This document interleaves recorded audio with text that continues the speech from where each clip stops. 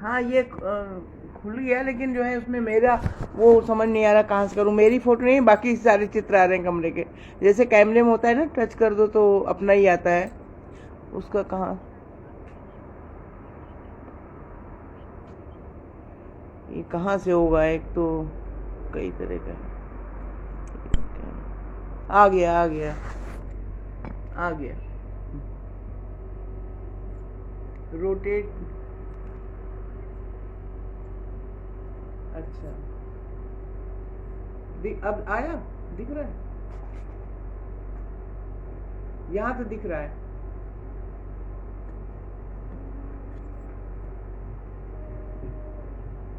हम्म,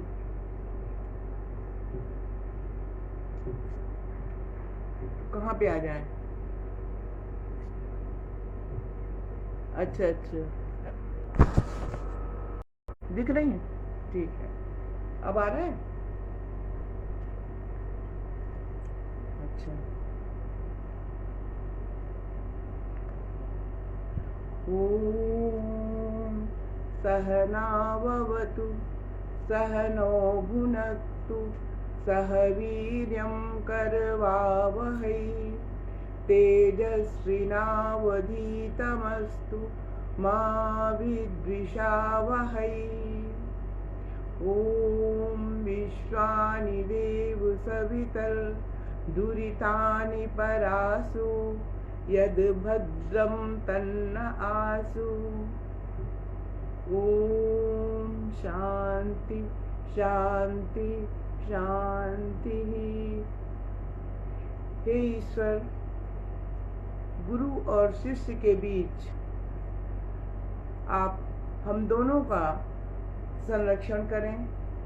हम दोनों भी एक दूसरे की रक्षा करते हुए आगे बढ़ें और आपके द्वारा प्रदत्त सब कुछ हम साथ साथ उपभोग करें और हम सब मिलकर एक साथ पराक्रम करें और हम लोगों के बीच जो भी अध्ययन है, जो भी ज्ञान है, वो तेज से युक्त हो तथा हम कभी भी एक दूसरे से द्वेष न करें। दूसरी प्रार्थना वैदिक प्रार्थना है, ओम विश्वानि देव सवितर दुरितानि परासु। हे सवित्र देव, हमारी समस्त बुराइयों को, हमारी समस्त कमियों को दूर कर दीजिए और जो कुछ हमारे लिए कल्याणकारी है, हमारे लिए यानी पूरी सृष्टि के लिए, पूरी समस्त प्राणियों के लिए, समस्त मानव जाति के लिए जो कुछ कल्याणकारी है वो सब हमें प्रदान कीजिए। तत् न आसु, वैदिक भाषा में न का अर्थ होता है हमें, आसु प्रदान कीजिए, वो सब आप हमें प्रदान कीजिए। और दुरितानि परासु, दुरितानि माने दूर कर दीजिए हमसे हमारी जो कमियां हैं, हमारे साथ जो अभाव जुड़े हुए हैं, जो बुराइयां जुड़ी हुई हैं, उनको परासु हमसे बहुत दूर कर दीजिए। गुरुर्ब्रह्मा गुरुर्विष्णु गुरुदेवो महेश्वरः गुरुः साक्षात् परब्रह्म तस्मै श्री गुरुवे नमः। गुरु तत्व जो शिष्य के अंदर छिपे हुए गुणों को प्रकट करता है, उसकी छुपी हुई प्रतिभा को अंकुरित करता है, उसमें जो ब्रह्मा तत्व है जिससे वो शिष्य को सामर्थ्यवान बना देता है, नवीन नवीन गुणों की उद्भावना कर देता है, वो गुरु तत्व प्रणम्य है, प्रणाम करने योग्य है। और शिष्य के अंदर विकसित हुई क्षमताओं को, विकसित हुए गुणों को जो संरक्षित करता है, उनको लुप्त नहीं होने देता है, ऐसे गुरु तत्व को नमस्कार है। तथा शिष्य के अंदर जो अज्ञान है, अविद्या है तथा जो भी अशुभ है, जो कमियां हैं, उनको जो नष्ट कर देता है, ऐसे शिव तत्व धारण करने वाले गुरु तत्व को नमस्कार है। ओम शांति शांति शांति। हे ईश्वर, हमारे आध्यात्मिक, आदि भौतिक और आदि दैविक त्रिविध तापों को आप शांत कर दीजिए।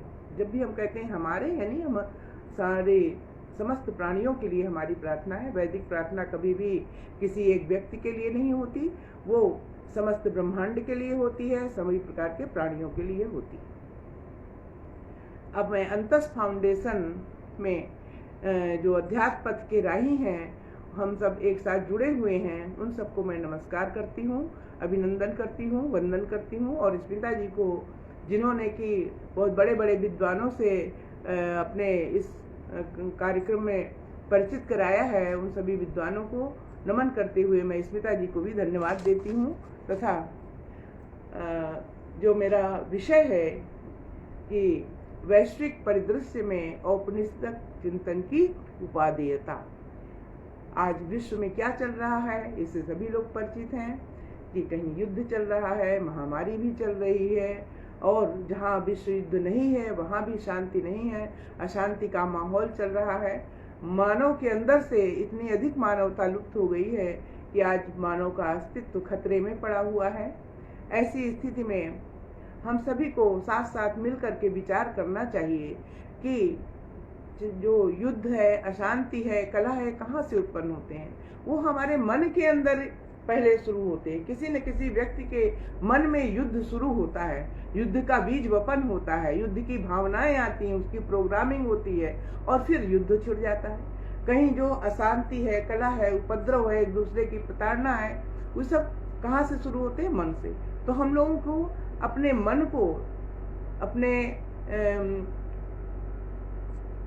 मन को निर्मल बनाने के लिए, उसकी समस्त बुराइयों को दूर करने के लिए हमें किस चीज की आवश्यकता है कि हम अध्यात्म चिंतन करें।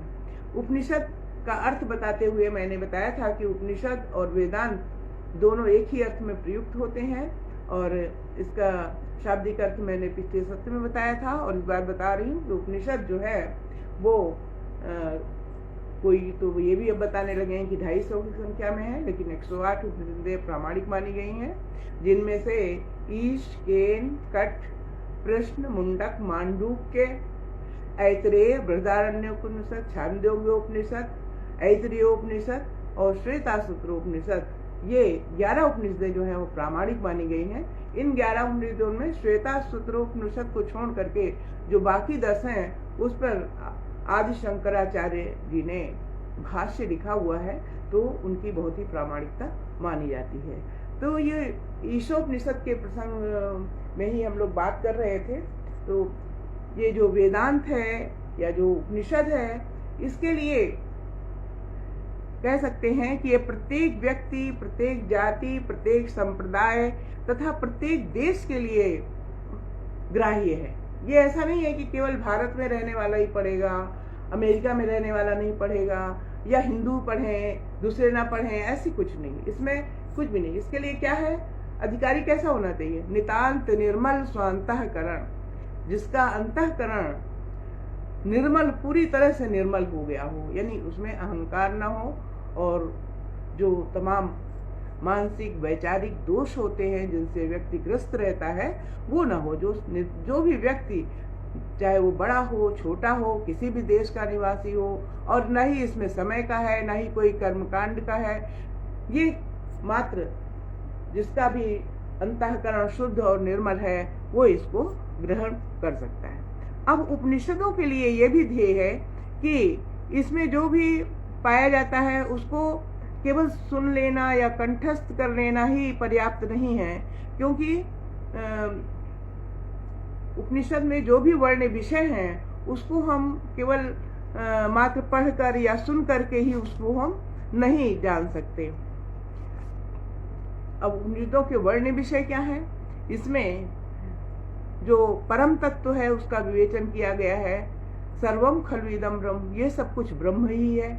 अब ब्रह्म जो है वो उसे प्रत्यगात्मा, आत्मा, प्रत्यगात्मा, स्वयं प्रकाश, स्वयं प्रकाशमान, नित्य शुद्ध बुद्ध मुक्त स्वभाव इत्यादि अनेक नामों से उसका वर्णन किया गया है।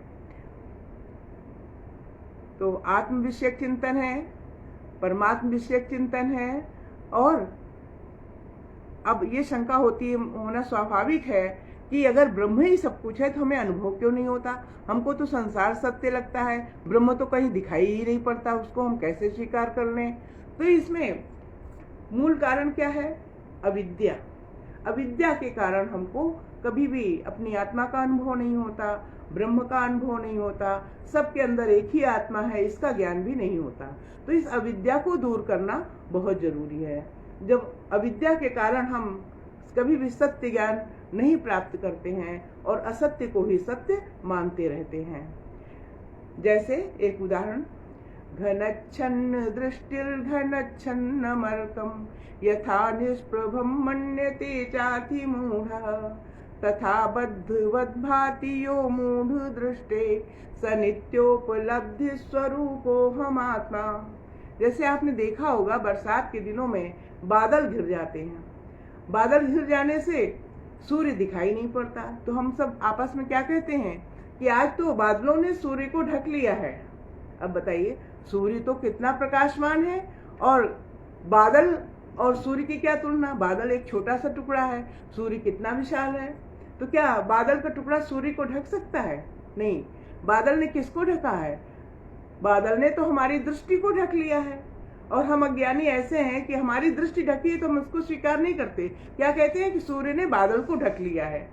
तो यही ये अविद्या है कि नहीं, कि हम सूर्य को प्रकाशमान होते हुए भी उसको कहते हैं कि उसको बादलों ने ढक लिया है। इसी प्रकार से जो आत्म तत्व हमें सदैव उपलब्ध है, यानी हर पल हमारे साथ है, उसका हमें ज्ञान नहीं होता है और हम पूरी जो अविद्याजन्य संसार है, जो अविद्याजन्य वस्तुएं हैं, जो भौतिकवाद है, उसमें हम पूरी तरह से व्यस्त रहते हैं, उसमें ही तल्लीन रहते हैं और आत्मा की तरफ ध्यान भी नहीं देते। तो फिर अब यहाँ पर भी ये शंका होती है कि आत्मा को हम कैसे स्वीकार कर लें। बहुत से लोग कहते हैं भाई आत्म तत्व तो हम तो नहीं मानते कोई चीज़, क्योंकि कुछ लोगों का ये कहना है कि जो आकाश, पृथ्वी, जल, वायु, अग्नि, इनके संयोग से ही जीव की उत्पत्ति होती है, चैतन्य उत्पन्न होता है, और जब शरीर नष्ट होता है तो वो चैतन्य भी नष्ट हो जाता है। ऐसा चार्वाक सिद्धांती मानते हैं। लेकिन जो वेदांत है वो क्या कहता है? वो कहता है कि आत्मा सच्चिदानंद स्वरूप है। सत, चित और आनंद। सत्य क्या है? सत्य जिसका कभी भी बाध नहीं होता। सत्य क्या है? हर पर, जिसको त्रिकाला बाधित कहते हैं, जो तीनों कालों में भी जिसकी सत्ता बनी रहती है और देश काल से परे है, यानी चाहे कोई भी स्थान हो, हर जगह उसकी सत्ता है। कोई विशेष स्थान पर वो नहीं रहता, वो कभी खंडित नहीं होता, उसके भेद नहीं किए जा सकते। और ठीक है, हम इसको भी नहीं, ये हमको अनुभव नहीं होता तो नहीं मानते। लेकिन चित्त क्या है? चित्त है चैतन्य, चैतन्य स्वरूप। आत्मा चैतन्य स्वरूप है, इसको तो हम सभी जानते हैं, मानते हैं, स्वीकार करते हैं। और जो नहीं स्वीकार करते उनको भी स्वीकार करना पड़ेगा, क्योंकि क्या बिना चैतन्य के हमारी कोई इंद्रियां कार्य कर सकती हैं? जब तक हमारे शरीर में चैतन्य है तभी तक हम सारे कार्य करने में सक्षम होते हैं। हमारी आंखें सब कुछ देखती हैं, किसके रहने पर? जिस आत्म तत्व के रहने पर हमारी सारी इंद्रियां, ज्ञानेंद्रियां और कर्म इंद्रियां क्रियाशील रहती हैं। जिस आत्म तत्व के रहने पर हमारा शरीर प्राणयुक्त रहता है, वही चैतन्य तत्व है। और जिस चैतन्य के न रहने पर ये सारे इंद्रियां निष्क्रिय हो जाती हैं और प्राणों के न रहने पर ये शरीर भी सौवत हो जाता है, तो उस आत्म तत्व को हम चैतन्य के रूप में प्रतिपल अनुभव करते हैं और हमें इसे स्वीकार करना चाहिए। और इसके लिए कहा कि आनंद स्वरूप है, क्योंकि जो आत्म तत्व को जान लेता है उसको आनंद की अनुभूति होने लगती है। आनंद की अनुभूति क्यों होने लगती है? क्योंकि जब तक हम अविद्या में ग्रस्त हैं, अविद्या के वश में हैं, तब तक हमें हर पल सुख दुख की अनुभूति होती रहती है। और जब हम दुख में घिरे रहते हैं तो हमें कभी भी आनंद की अनुभूति नहीं होती है। अब ये सब बातें जो हैं, ये कहना और सुनना, ये पढ़कर कह लिया, सुन लिया, चलो मैं तो इसको भी बहुत मानती हूँ, क्योंकि विवेकानंद जी ने कहा है कि जो अध्यात्म की चर्चा करते हैं वो भी समाज की सेवा करते हैं। ये बड़ा उत्कृष्ट कार्य है, क्योंकि जिस बात के बारे में हम सुनेंगे ही नहीं, जानेंगे नहीं, उसको हम स्वीकार कैसे करेंगे? लेकिन उपनिषदों में, कठोपनिषद में एक जगह कहा गया है, नायमात्मा प्रवचने निलभ्यो न मेधया न बहुना श्रुतेन यमे वेश वृणुते तेन लभ्य तस्यैष आत्मा विवृणते तनुं स्वाम। ये आत्मा प्रवचन से उपलब्ध नहीं होता। यदि इस आत्मा के बारे में सब लोग बैठ करके प्रवचन करें तो उससे प्राप्त नहीं होता है। और न मेधया, बहुत अधिक बुद्धिमान होने से भी ये नहीं प्राप्त होता है, और बार बार इसका श्रवण करने से भी ये नहीं प्राप्त होता है। फिर कहने का मतलब है कि जो अहंकार से रहित हो गया और जिसका नितांत शुद्ध अंतःकरण हो गया और जिसकी मुमुक्ष के प्रति इच्छा है, माने शुद्ध अंतःकरण तो है लेकिन आत्मा के प्रति कोई जिज्ञासा नहीं, तो उसको नहीं होगा। जिसको आत्मा के प्रति जिज्ञासा है उसके लिए वो साधना करता है, स्वाध्याय करता है, ध्यान लगाता है, निर्विचार स्थिति में पहुंचता है, तब ये आत्मा अपने स्वरूप को उसके आगे अवश्य ही प्रकट कर देता है। अब चूंकि ईशावास्योपनिषद का प्रसंग चल रहा था तो हम उसके अनुसार ये तीसरे और चौथे श्लोक मंत्र का वर्णन करते हैं। असुर्यानाम ते लोका अंधेन तमसावृता तांस्ते प्रीत्याभिगच्छन्ति ये के चात्महनो जना। ये के चात्महनो जना, जो हनन करने वाले लोग हैं। आत्महनन माने जो आत्मा सत्ता के विरोधी लोग हैं, आत्मा की सत्ता को स्वीकार ही नहीं करते। जब आत्मा की सत्ता को स्वीकार नहीं करते तो कैसे रहते हैं? अंधेन तमसावृता, अज्ञान की घोर अंधकार से लिप्त रहते हैं। अज्ञान से घोर अंधकार से लिप्त रहने का क्या तात्पर्य है? कि वो निरंतर सांसारिकता में ही पड़े रहते हैं। हर वक्त उन्हें वो अपने जीवन को शांत और सुंदर बनाने की अपेक्षा नहीं रखते हैं, बल्कि वो आत्मज्ञान से रहित जो अज्ञानी जन हैं वो हमेशा अपने सांसारिक प्रपंच को ही बढ़ाने में लगे रहते हैं कि उन्हें अधिक से अधिक धन प्राप्त हो जाए, अधिक से अधिक स्वामित्व प्राप्त हो जाए, और चाहे दूसरे के पास कुछ रहे नहीं, दूसरों के भी संपत्ति के वे स्वामी बन जाएं। तो उनका जीवन जो है वो अपने सांसारिकता में उलझ करके वो इतने भटक जाते हैं कि अपनी दुर्दशा कर लेते हैं और वो अपने जीवन में सही दिशा को नहीं प्राप्त करते हैं। इसलिए वे जो आसुरी वृत्ति से युक्त स्थान है, जो घोर अज्ञान से घिरे हुए हैं, वहाँ पर ही वो बार बार मृत्यु को प्राप्त करके बार बार ही लौट करके भटकते रहते हैं। जो लोग आत्मा की सत्ता के विरोधी हैं, जो आत्मा के स्वरूप को, आत्मा के ज्ञान को नहीं स्वीकार करते हैं। और ये आत्मा कैसा है? अनेजदेकं मनसो जवीयो नैनद्देवा आप्नुवन् पूर्वमर्षत् तद्धावतो अन्यान्येति तिष्ठत् तस्मिन्नपो मातरिश्वा दधाति। अनेजदेकं, कुछ तो कहते हैं कि ये आत्मा निष्कंप है, निष्क्रिय है, और ये आत्मा एक ही स्थान पर रहता है। लेकिन अनेजत एकम, एक कहते हैं कि अचल है, और फिर भी ये कैसे है? मनसो जवीयो, मन से भी अधिक तीव्रगामी है। आप देखते हैं कि आप जब स्वप्नावस्था में होते हैं, सोए तो अपने घर में थे, लेकिन आप यात्रा कर रहे होते हैं विदेशों की, या भली भांति खा पी करके सोए हैं, लेकिन स्वप्न में भूख के मारे सब जगह खाने की वस्तु तलाश रहे हैं। तो ये मन की गति है कि मन किस पल मनुष्य को कहाँ पहुंचा देता है। कभी कभी कक्षा में विद्यार्थी बैठे रहते हैं, क्लास चलती रहती है, लेकिन पूरा क्लास होने पर विद्यार्थियों को यही नहीं पता कि शिक्षक ने क्या बोला और क्या कहा। क्यों? क्योंकि उसका मन वहां पर नहीं था। तो मनसो जवीयो, लेकिन ये आत्मा जो है ये मन से भी अधिक तीव्रगामी है। नैन देवा आपनुवन पूर्वमर्षत्, और इनकी आत्मा की गति को तो देवता भी नहीं प्राप्त कर सके हैं। देवता जो हमारे शरीर में स्थित ज्ञानेंद्रियां हैं, कर्मेंद्रियां हैं, ये देवता स्वरूप हैं, और आत्मा की सत्ता विद्यमान होने से ही इंद्रियां, प्राण आदि सब गतिमान रहते हैं, और नित्य चैतन्य सत्ता जो है वो सर्वथा निष्क्रिय एवं शांत होती है। जैसे चुंबक के निष्क्रिय रहने पर भी लौहखंड उसकी विद्यमानता मात्र से गतिमय हो जाता है, उसी प्रकार इंद्रियों की शक्ति आत्मशक्ति की तुलना में तुच्छ है। देव, मन और इंद्रियों की शक्ति सीमित होती है तथा असीम परमात्मा का वो अतिक्रमण नहीं कर सकते हैं। आत्मा के प्रकाश से ही मन का प्रकाशन होता है तथा प्रकाशित मन से ही की सहायता से हमारी इंद्रियां क्रियाशील होती हैं और बाहरी जगत के पदार्थों का दर्शन करती हैं। ये अंतरात्मा को नहीं देख सकती। क्यों? क्योंकि परांचिखानी व्यकरण स्वयंभू, ब्रह्मा जी ने इंद्रियों का स्वभाव बनाया है कि वो अंदर की तरफ नहीं देखेंगी, बाहर की तरफ, बाह्य वस्तुओं का ही वो दर्शन करती हैं, बाह्य विषयों में ही लीन रहती हैं। और उसके लिए ध्यान करना, साधना करना, योग मार्ग अपनाना, ये भी बहुत आवश्यक हो जाता है।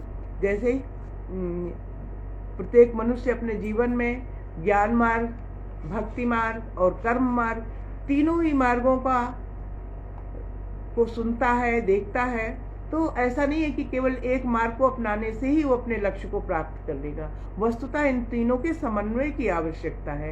यानी ज्ञान मार्ग में हम अध्यात्म के विषय में जानकारी प्राप्त करेंगे, भक्ति मार्ग से हम ये स्वीकार करेंगे कि सब कुछ ईश्वर का है और पूरे संसार में ईशावास्य है, यानी ईश्वर का ही सब कुछ है और हम सब भी ईश्वर के ही हैं, ये स्वीकार करेगा। और योग मार्ग से साधना करके वो इन चीजों का साक्षात अनुभव प्राप्त करेगा। यानी शाब्दिक ज्ञान नहीं, शाब्दिक ज्ञान को वो योग के माध्यम से उनको प्राप्त करने में सक्षम होगा। तो जो इंद्रियां हैं वो आत्मा को या ब्रह्म को प्राप्त करने में असमर्थ होती हैं। ये इंद्रियों से परे है, इंद्रियातीत इसीलिए इसको कहा गया है। ये बुद्धि के द्वारा भी नहीं जाना जा सकता, क्योंकि बुद्धि भी अविद्या का ही कार्य है। ये केवल मात्र अनुभूति गम्य है और मन पवित्र होकर ही उसकी अनुभूति में सहायक हो सकता है। यानी विश्व की परम सत्ता एक ही है और सब में एक ही चैतन्य तत्व विद्यमान है। जो हमें भिन्नता की प्रतीति होती है, ये अनेक प्रकार की उपाधियों के कारण प्राप्त होती है। जैसे सोने के तमाम तरह के आभूषण बनते हैं, कुंडल बन गए, हार बन गए, चूड़ियां बन गई। तो जो सोने को जानता है उसको उसमें सोना ही दिखाई पड़ता है, वो चाहे कोई आभूषण हो। जिसको मिट्टी का ज्ञान बन गया, उसको मिट्टी के सारे खिलौने बने हुए मिट्टी के रूप में ही दिखाई पड़ते हैं। जैसे एक बच्चा है, उसको मिट्टी के खिलौने दिए जाते हैं, हाथी है, घोड़ा है, रथ है और तमाम तरह के टॉयज है। अगर उसका एक खिलौना टूट जाता है तो वो रोने लगता है कि मेरा हाथी टूट गया, और उसको बड़े लोग हंसते हैं, कहते हैं अरे ये तो मिट्टी का था, टूट गया। लेकिन वो बच्चा नहीं समझ पाता, क्योंकि वो उनको खिलौने के रूप में देख रहा है। लेकिन जो जानकार है उसको सब में मिट्टी ही दिखाई पड़ती है। एक मिट्टी के जान लेने से वो सब कुछ जान लेता है। इसी प्रकार से जैसे सोने को जान करके सारे स्वर्णाभूषण ज्ञात हो जाते हैं, उसी प्रकार से जब आत्म तत्व को जान लेते हैं तो आत्म तत्व को जान लेने के बाद ही जो नानात्व है, जो हमें अनेक प्रकार की भिन्नता दिखाई पड़ती है, संसार की वास्तविकता क्या है, ये हमें समझ में आ जाती है। और इसमें एक क्या बता रहे हैं कि तद्धाव तो अन्यान्येति, यानी वो आत्मा जो है समस्त दौड़ने वालों को पार कर जाता है। यानी आत्मा से बढ़कर कोई ऐसा तत्व नहीं है जो आत्मा को पीछे छोड़ सके। और तस्मिन तिष्ठत तस्मिन अपो मातरिश्वा दधाति, जब तक इस शरीर में आत्मा है तभी तक मनुष्य जल ग्रहण करता है, तभी तक मनुष्य सांस लेता है। और उस आत्म चैतन्य के न रहने पर न तो वो जल ग्रहण कर सकता है और मातृस्वा यानी प्राणवायु, वो प्राणवायु भी धारण नहीं कर सकता है। तो हे परमात्मन, मैं सर्वत्र और सदा अपने भीतर और बाहर निरंतर आपके विद्यमान होने का अनुभव करके सदा सदाचरण करता रहूं और निर्भय होकर सन्मार्ग पर चलता रहूं, ऐसी प्रार्थना मनुष्य करता है जब उसे ईश्वर की सत्ता स्वीकार्य हो जाती है। और परमात्मा की जो चैतन्यता है, जो चैतन्य सत्ता है, वही समस्त अस्तित्व का आधार है। और इसे हम अपने अंदर तथा बाहर समस्त स्थानों पर, पशु पक्षियों में, वनस्पतियों में और समस्त प्राकृतिक जगत में उसकी सत्ता का अनुभव कर सकते हैं। अब अगला मंत्र है तदैजत तन्नयजति तद्दूरे तद्वंतिके तदंतरस्य सर्वस्य तद सर्वस्यास्य बाह्यतः। वो परमात्मा एजत, एज कहते हैं चलने को, वो परमात्मा चलता है और कह रहे तद न एजति, वो चलता नहीं है और वह दूर से भी दूर है और निकट से भी निकट है। वो इस तदंतस्य सर्वस्य, वो इस सारे संसार के अंदर समाया हुआ है। तत्सर्वस्य अस्य बाह्यतः, वो अंदर भी समाया हुआ है और बाहर भी समाया हुआ है, यानी वो इस संसार के अंदर भी स्थित है और बाहर भी स्थित है। तो यहाँ क्या कह रहे हैं, ये सब कहने का तात्पर्य है कि वो परमात्मा व्यापक है और वो रहस्य में है और उस आत्मसत्ता का ही यहाँ पर पुनः वर्णन किया जाता है। परमात्मा सर्वव्यापक है, वो समस्त चर और अचर सृष्टि में व्याप्त है और दूर होकर भी हमारे भीतर स्थित है। जब तक हम उसको जानते नहीं है तब तक वो हमसे बहुत दूर है, लेकिन जब हम उसको ऊपर विश्वास करते हैं, आत्मसत्ता पर विश्वास करते हैं, तब वो उसको अपने भीतर स्थित समझ सकते हैं। वो हमारे सन्निकट भी है और दूर भी है। जैसे कि वेदों में जब भी ब्रह्म का वर्णन किया गया नेति नेति, इसको हम कैसे समझ सकते हैं? आप समझिए कि एक कोई बड़ा सा हाथी है और उस हाथी को देखने के लिए बहुत विशाल आकाय हाथी है और छोटे छोटे बच्चों को कहा गया कि आओ देखो और फिर उसका वर्णन करो। अब वो चारों तरफ खड़े, पूछा जाता है सबसे, हाँ एक मोटा खंभा था, मोटा खंभा ही हाथी है। दूसरा कहते नहीं एक हिलने वाली सूंड थी, वो सूंड ही हाथी है। तो ऐसे वो सभी ने जिस जिस अंग को देखा है उसका वर्णन कर रहे हैं, लेकिन उसका कितना विशाल स्वरूप है, उसका स्वरूप क्या है, उसकी स्थिति को नहीं समझ पाते हैं। ठीक इसी प्रकार से उस आत्मा का वर्णन करने में सभी अपने अपने समझ से, अपने अपने बुद्धि से, कुछ काल्पनिक ढंग से उसको व्यक्त करने की चेष्टा तो करते हैं, लेकिन उसको व्यक्त नहीं कर पाते हैं, क्योंकि परमात्मा हम सबके अंदर छिपा हुआ है। और जो ज्ञानी और ध्यानी पुरुष है, मैं केवल ज्ञानी नहीं कहूँगी, ज्ञानी तो पढ़ के हम भी पुस्तकों से ज्ञान प्राप्त कर लिया या शोध कार्य में किया, तो इससे कोई परमात्मा को नहीं प्राप्त कर लिया है। मात्र प्रवचन करने और सुनने से इसकी आंतरिक अनुभूति नहीं होती है। ये बार बार कहा गया है कि नायम आत्मा प्रवचनेन लभ्यो न मेधया न बहुना सुतेन, न इसको बुद्धि से प्राप्त सकते हैं और न ही इसको बहुत बार बार सुन करके प्राप्त कर सकते हैं। तो फिर आत्मा का साक्षात्कार निर्मल स्वांतःकरण वाले के हृदय में स्थित गुहा में ही होता है और वो ज्ञानी ध्यानी पुरुष ज्योति स्वरूप आत्मा का हृदय में विशेष अनुभव करते हैं और चक्षु से उसे हम अपनी इंद्रियों से कभी भी नहीं प्राप्त कर सकते हैं। और ज्ञान से उसका हम बोध कर सकते हैं, जान सकते हैं, लेकिन ध्यान से ही उसका साक्षात्कार एवं अनुभव होता है।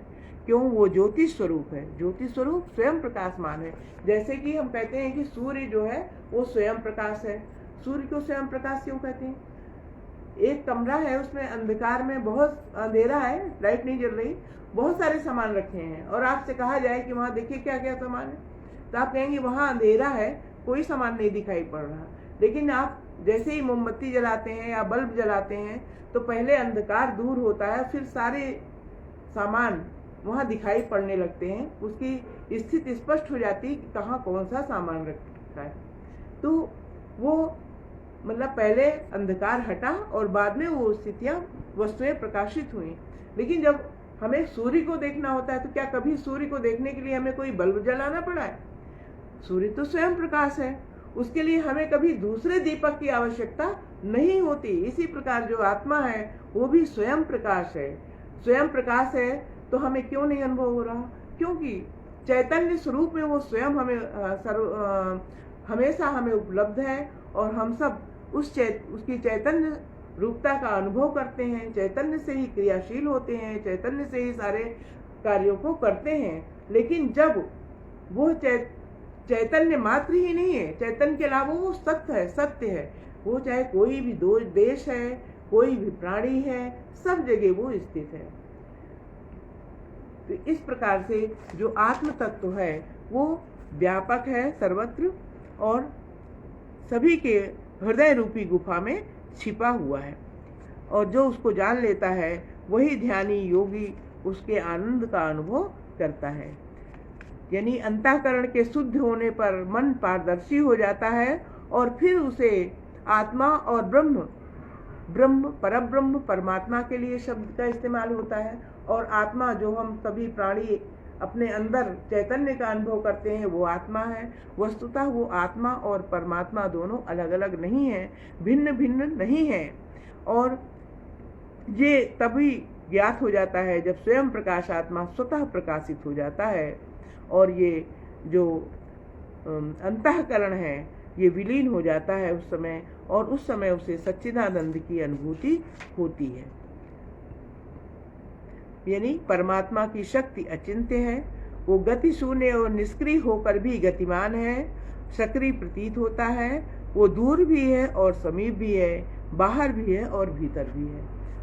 अब जब यहाँ पर ये प्रसंग आया कि दोनों एक कैसे हो सकते हैं, कि आत्मा तो सभी प्राणियों के अंदर स्थित है और ब्रह्म परब्रह्म है जो पूरे ब्रह्मांड का मालिक है, ब्रह्मांड में स्थित है, तो दोनों एक कैसे हो सकते हैं। इसको एक उदाहरण द्वारा हम ऐसे समझ सकते हैं कि जैसे मान लीजिए कोई एक ऐसा व्यक्ति है, कल्पना कीजिए, जिसने कभी ऊपर आसमान की तरफ देखा ही नहीं है, वो हमेशा नीचे की तरफ देखता है, और कई पात्रों में जल भरा हुआ है, एक गिलास में भरा है जल, लोटे में जल भरा हुआ है, गागर में जल भरा हुआ है, सागर में जल भरा हुआ है, बड़े से टैंक में जल भरा हुआ है, सभी जल, और प्रत्येक जल में सूर्य दिखाई पड़ रहा है। अगर जल हिलता है तो सूर्य भी हिलता है।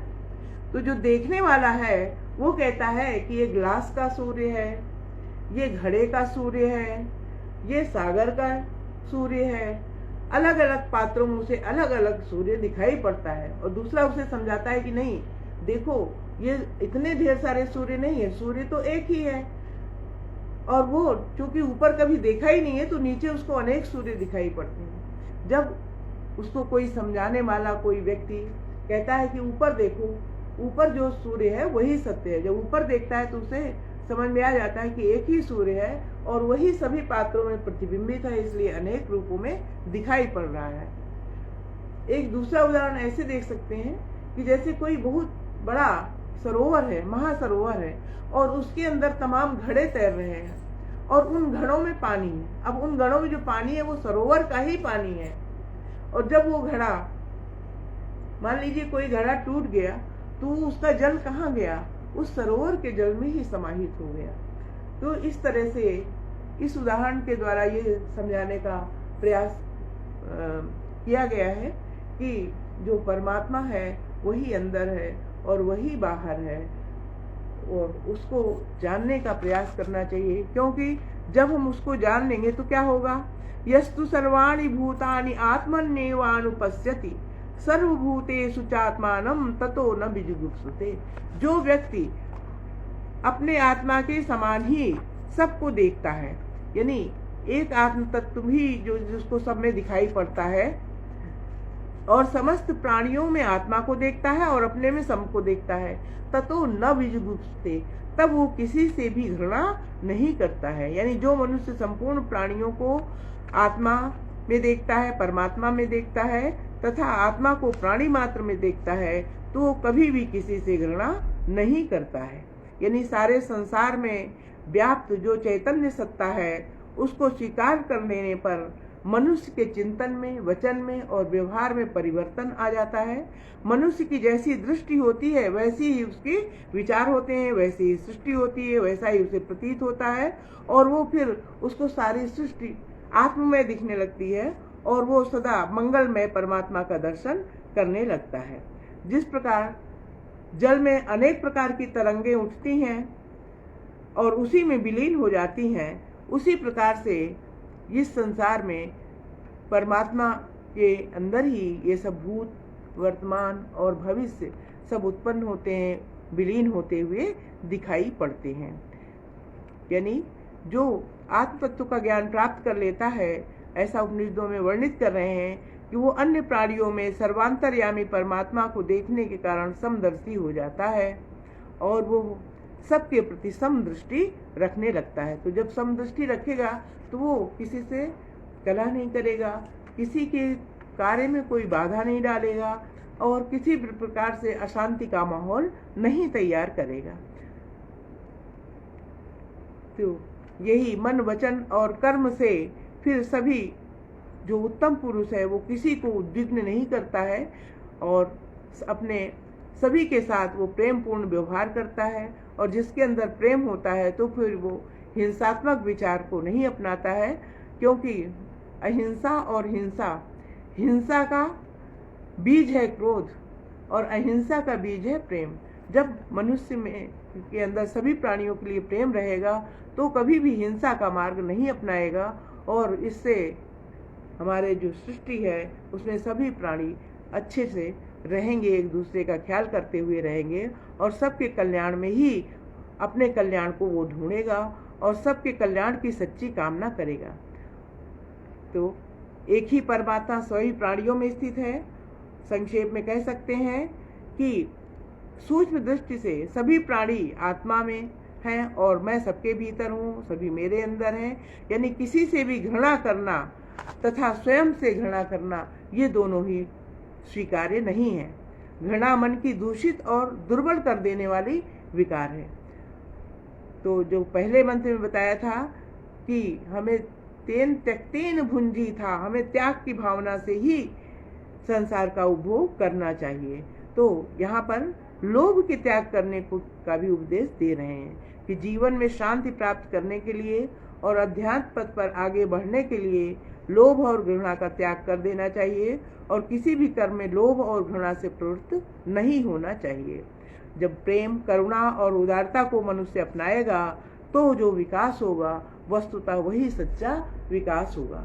सर्वे भवन्तु सुखिनः, सर्वे सन्तु निरामया, सर्वे भद्राणि पश्यन्तु, मा कश्चित् दुःख भाग् भवेत्। सर्वे भवन्तु सुखिनः, इस संपूर्ण सृष्टि में सभी प्राणी सुख से रहें और सर्वे सन्तु निरामया, निरामया यानी किसी को किसी प्रकार का रोग न हो, कोई व्यथित न हो और सभी अपने अपने कल्याण को प्राप्त करें और कोई भी किसी भी प्रकार के दुख का भागी न हो। ओम शांति शांति शांति। तो आज की चर्चा में मैंने थोड़ा सा आत्मा के विषय में जो उपनिषदों में कहा गया है, वर्णित किया गया है, जो मैंने पढ़ा है, जो मेरे अवचेतन मन में शायद स्थित है, उसी को बोला है। और आज के बाद फिर अगले सत्र में मैं अविद्या के बारे में चर्चा करूँगी। धन्यवाद।